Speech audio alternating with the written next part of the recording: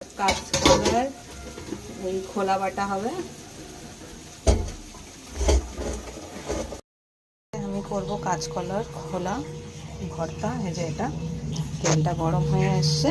এবার কালো জিরে দিলাম, শুকনো লঙ্কা দিলাম, রসুন দিলাম, 3টে কাঁচা লঙ্কা দিলাম। ভর্তা একটু ঝাল ঝাল না হলে ভালো লাগে না, ওই জন্য লঙ্কার পরিমাণটা বেশি। আপনারা যেরকম ঝাল খান সেই বুঝে আপনারা দেবেন। এটাকে আমি একটু ভাজা ভাজা করে নেব।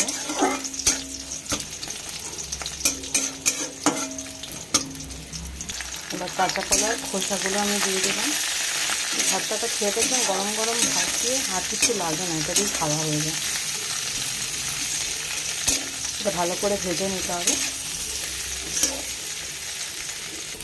এটা আমি একটু সিদ্ধ করে নিয়ে বাটছি, অনেকে আবার কাঁচাও বাটে। এরকমভাবে ভেজে নিয়ে কাঁচা খোলা তারপরে মিক্সিতে গিয়ে বেটে নেয়। আমি একটু এটা ভাপিয়ে নিয়েছিলাম। তারপর মিক্সিতে পেস্ট করে নেব। যে দেখুন বাটা হয়ে গেছে, পেস্ট হয়ে গেছে। আবার কড়াইতে আমি তেল দিয়েছি, ওটা ভাজবো বলে দিয়ে দিয়েছি তেলে। আমি একটু ভালো করে নেড়ে নেব।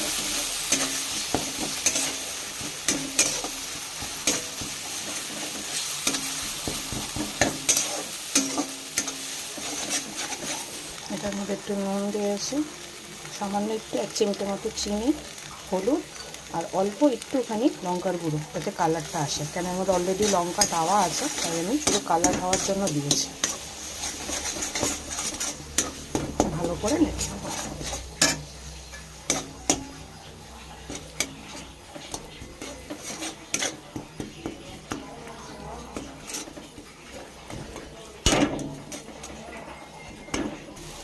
হয়ে গেছে।